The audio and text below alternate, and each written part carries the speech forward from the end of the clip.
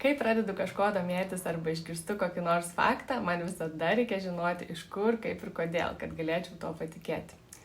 Tai, kad drabužiai veikia žmogų, yra ne iš piršto laužtas faktas, užtikrina ne tik žmonių asmeninės patirtys, bet taip pat ir įvairūs eksperimentai ir moksliniai tyrimai. Visų jų neaptarinėsime, nes ilgai užtruktų ir tikriausiai pasidarytų šiek tiek nuobodu. Tai pakalbėkime apie tokį ryškiausią. 2012 metais Haho, Adam ir Adam Galinski atliko tyrimą, nuo kurio atsirado terminas Enclothed Cognition. Tai terminas neturintis lietuviško vertimo, bet jei verstume, tai būtų aprangos įtakota kognicija. O kognicija, kaip žinia, yra smegenyse vykstančių procesų visuma sudarantis sąmonę. Ji apima mąstymą, atmintį, pojūčius, patirtis ir individualų pasaulio suvokimą. Taigi šis terminas kartu reiškia įtaką, kurią drabužiai daro žmogaus psichologiniams procesams. Prieš tyrimą buvo atlikta apklausa, per kurią paaiškėjo, kad žmogaus dėmesingumo požymis sieja su baltais laboratoriniais chalatais.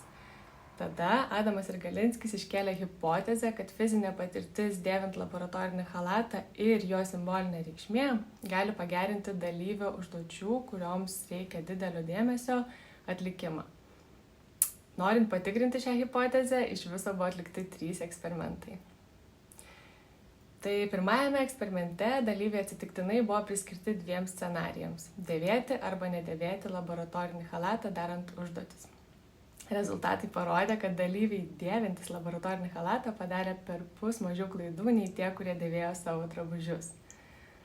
Antruoju eksperimentu buvo vertinama simbolinė drabužių reikšmė. Šio bandymo tikslas buvo parodyti, kad tam, kad drabužiai paveiktų žmogaus psichologinius procesus, reikalingas fizinis drabužių dėvėjimas ir taip pat simbolinė jo reikšmė. Norėdami tai perteikti, su laboratoriniais chalatais buvo susietos įvairios profesijos. Vienas buvo gydytojo chalatas, o kitas dailininko. Viena grupė dėvėjo gydytojo chalatą, antra dailininko, o trečia savo drabužius, o laboratorinis chalatas buvo tik pakabintas prieš juos.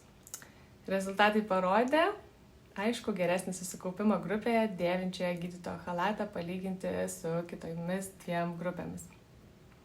Antrasis eksperimentas kėlė klausimą, ar laboratorinio chalato dėvėjimas tikrai padidino nuolatinį dėmesį, ar priežastis buvo ryšio tarp savęs ir chalato užmezgimas. Kad galėtų patvirtinti savo hipotezę, Adam ir Galinski padarė 3 eksperimentą. Studentai buvo atsitiktinai priskirti vienam iš 3 scenarijų.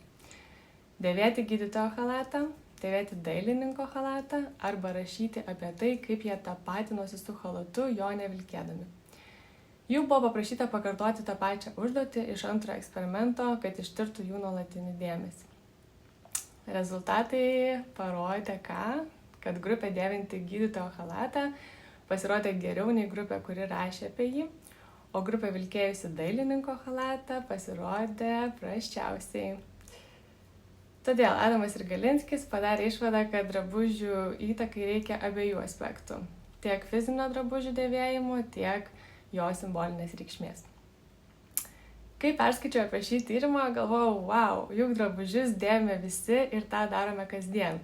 Tai kodėl nedėvėti tokių, kurie gali padėti įvairiose gyvenimo situacijose?